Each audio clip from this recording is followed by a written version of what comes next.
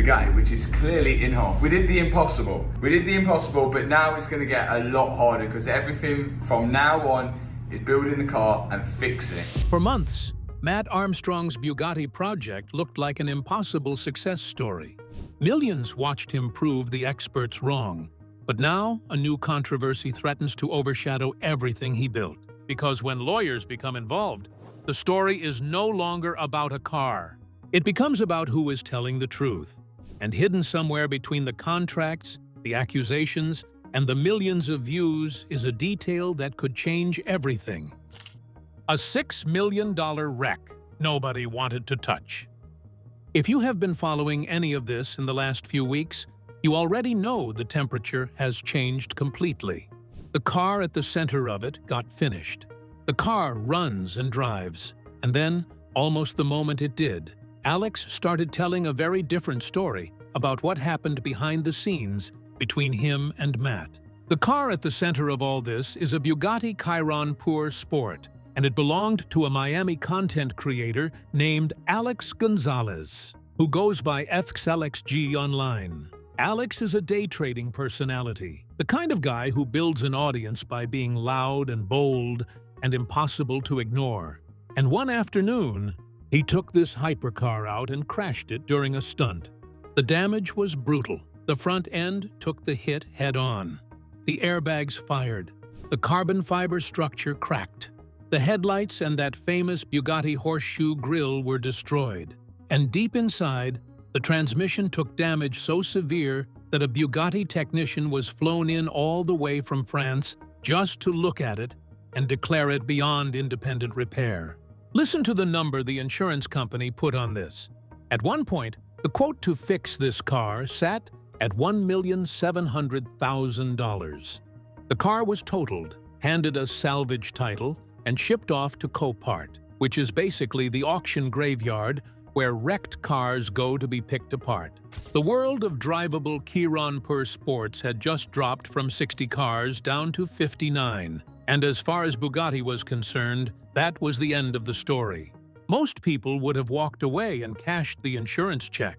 Alex did not do that. He took the payout, and then he turned around and bought his own wrecked car back at the auction, paying around $1,600,000 on the bid, which came out closer to $1,900,000 after the fees stacked up. Now, that sounds insane until you realize these cars normally sell for $4 to $4.5 million on the open market. So in a twisted way, he had just bought a Bugatti at a massive discount, assuming anyone on Earth could actually fix it. And that is the moment Matt Armstrong enters the story. Alex had already been thinking about selling the wreck to him because Matt had built an entire reputation out of resurrecting cars that everybody else had given up on. So Alex picked up the phone, and Matt got on a plane from the United Kingdom and flew to Miami to put his eyes on this thing in person. The trip was cursed before it even began. On the way to the workshop, a Chevrolet cut across traffic and slammed into a Ferrari that one of Matt's own team members was driving. The Bugatti had not even been touched yet, and the project had already produced a second crash. If you believe in omens, that was a loud one. But the wreck and the bad luck were nothing compared to the wall that Bugatti was about to put up, because the manufacturer had no intention of letting this rebuild happen at all. When Bugatti locked the car from the inside, And then we can just have a little look under it and just see exactly what's going on under there. But everything else is looking pretty positive so far. the second Matt got his hands on that Chiron, Bugatti made its position impossible to misread.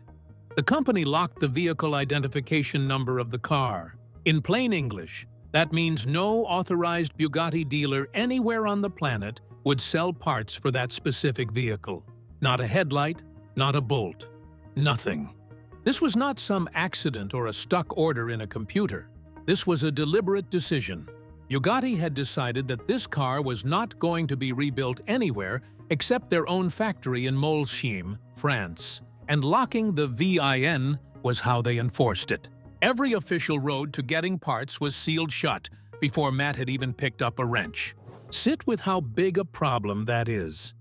Matt was now trying to rebuild one of the rarest and most complicated production cars ever made, and he was being told he could not have a single official replacement part to do it.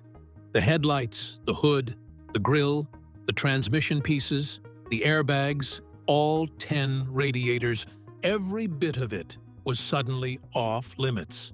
Alex did not take that quietly. He fired off a public ultimatum that was either brilliant or completely reckless, depending on how you look at it. Unblock the car within 24 hours, he said, or he would start manufacturing the parts himself using three-dimensional printing. Think about the corner that puts a company in. Either Bugatti deals with this head-on, or it sits back and watches a content creator live stream what happens when you replace Bugatti transmission components with a 3D printer.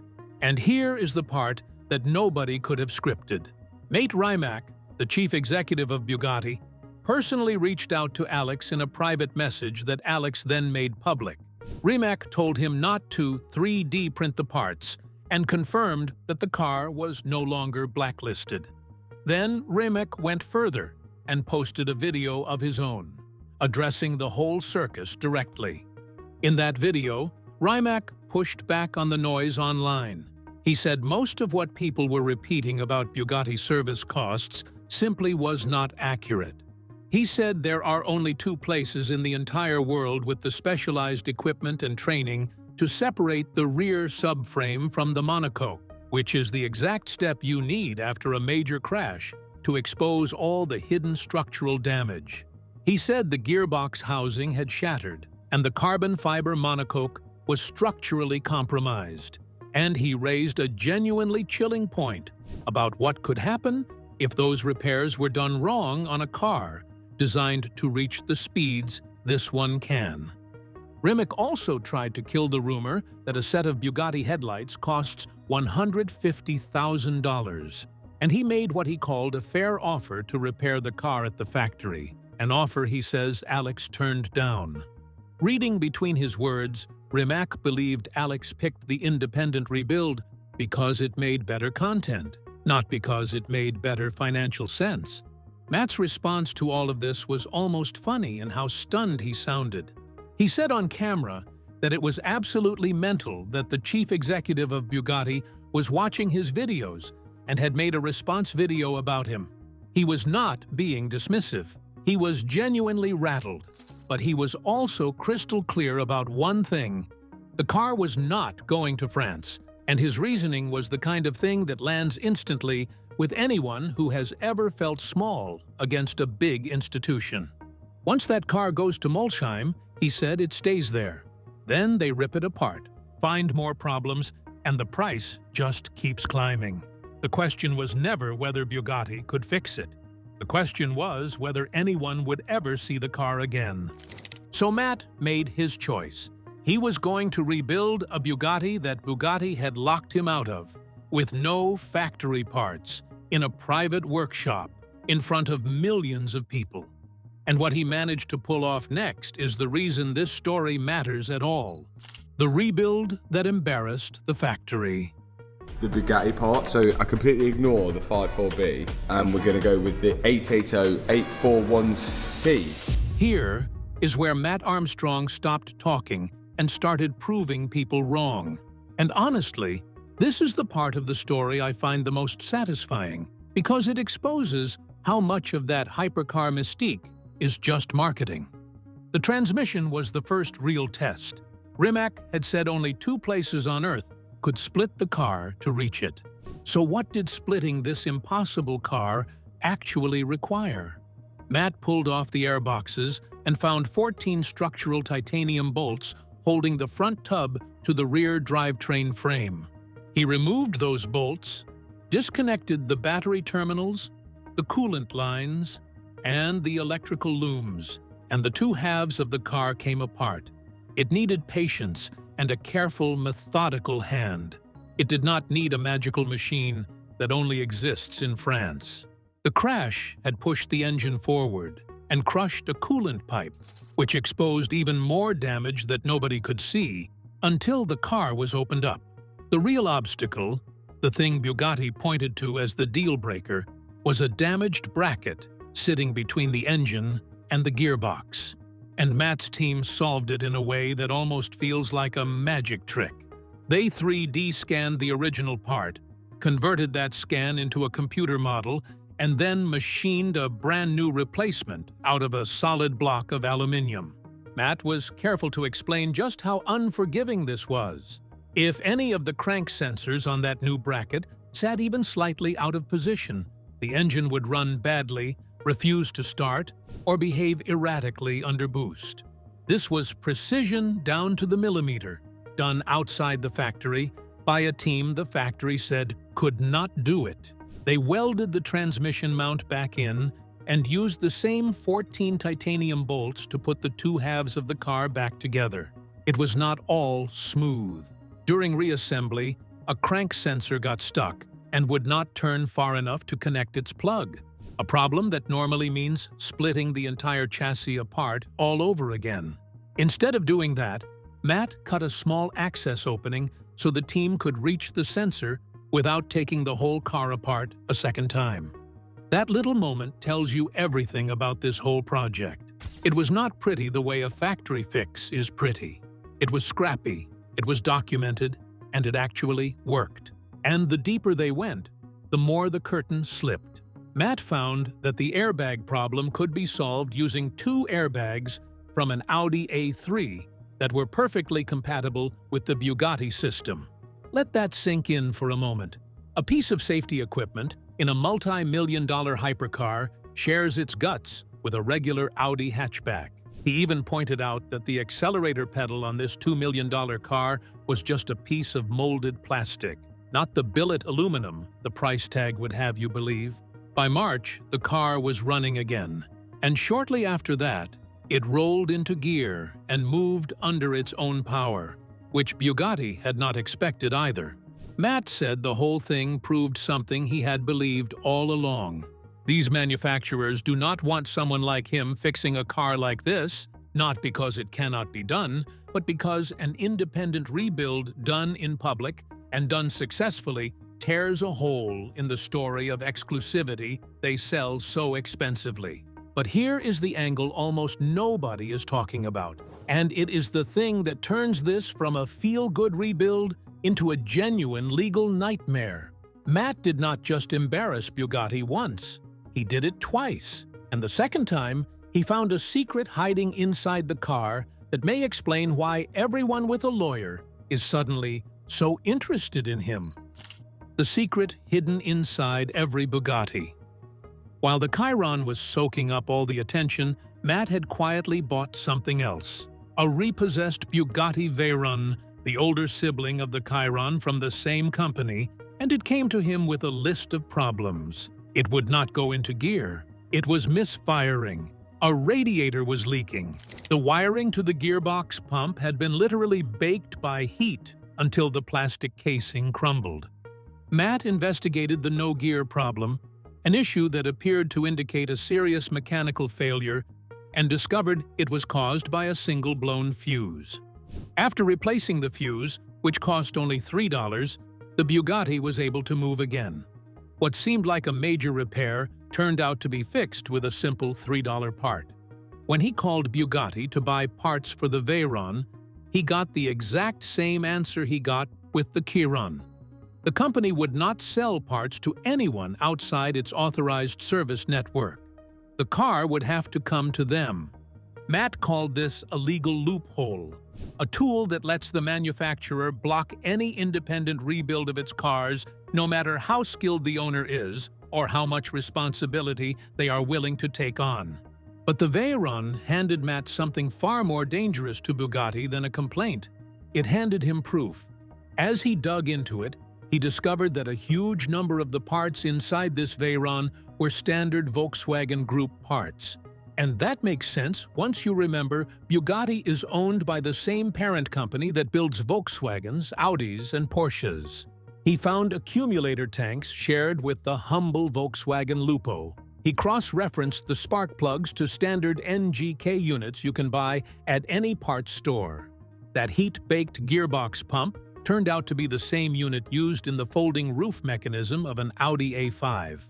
Now, here is the number that should make your jaw drop. Bugatti's official service for this car was supposed to cost around $25,000. Matt did the work himself, sourcing those Volkswagen Group parts through normal channels for roughly $1,600. The gap between those two numbers is not engineering.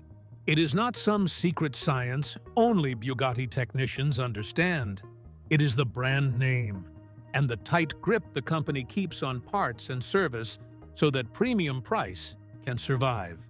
Matt never set out to make a political statement about how car companies set prices. He set out to fix a car. But by filming every step, he accidentally produced something that directly attacks the central promise of the brand. The idea that a Bugatti service costs a fortune because the machine itself is impossibly special. And the moment you publicly prove that a multi-million-dollar legend runs on the same spark plugs as a normal hatchback, you make some very powerful people very unhappy. Which brings us all the way back to the present, and to the trouble that is now closing in around Matt from more than one direction at once. The legal storm closing in. So now you understand the full picture, and you can see why the word lawsuit keeps coming up around Matt Armstrong. He is not fighting on one front. He is fighting on three, and they are all tangled together. The first front is Alex. After the car was finished, the partnership soured, and Alex began telling his audience a story that paints Matt as the villain rather than the hero. Whatever the truth is, those accusations of scam and fraud are now out in the world, and an audience that once trusted Matt completely is being asked to pick a side. The second front is Bugatti itself. In April, Matt spoke openly about facing legal threats tied to his projects. He did not lay out exactly what those threats were or how they reached him, but the fact that he felt the need to address them publicly tells you the situation had moved past a chief executive making Instagram videos and into something with real legal teeth. He even described his relationship with Rimac as something like the rivalry between Messi and Ronaldo. Two people who respect each other at the core, while the internet drags the distance between them into something far nastier than it really is. And the third front shows you that Matt is not the only one fighting this company. A Miami Bugatti dealership called Brahman filed its own lawsuit against the manufacturer, and the claims inside that complaint make Matt's parts struggle look like one small symptom of a much bigger sickness. The dealership says it asked for fair warranty reimbursement rates that it was legally owed under Florida franchise law, that Bugatti first agreed and then ripped that agreement away as punishment, and that Bugatti was even handling sales of certain cars directly to customers while cutting the dealership out entirely. The dealer also claims it was told Bugatti would contact local Bugatti owners directly to inform them that warranty service was no longer available there, which the dealership describes as an attempt to strip away its own customer base. Here is the angle that ties this entire saga into one knot. The same instinct shows up everywhere you look. Control the parts. Control the repairs. Control who is allowed to touch these cars and who is allowed to profit from them. Matt Armstrong did not just rebuild a Bugatti. He pulled back the curtain on how this whole machine of exclusivity actually runs, and the people who depend on that machine, from the boardroom to the man whose car he saved, now have very different reasons to want him quiet. The car moved. The miracle happened. And it may end up being the most expensive favor Matt Armstrong ever agreed to do. Do you think Matt got played here? Or do you think he is the one being unfairly dragged through the mud after pulling off the impossible? Drop your honest take in the comments, hit that like button, and watch the next video already waiting on your screen. Because trust me, you are going to want to see how this one ends.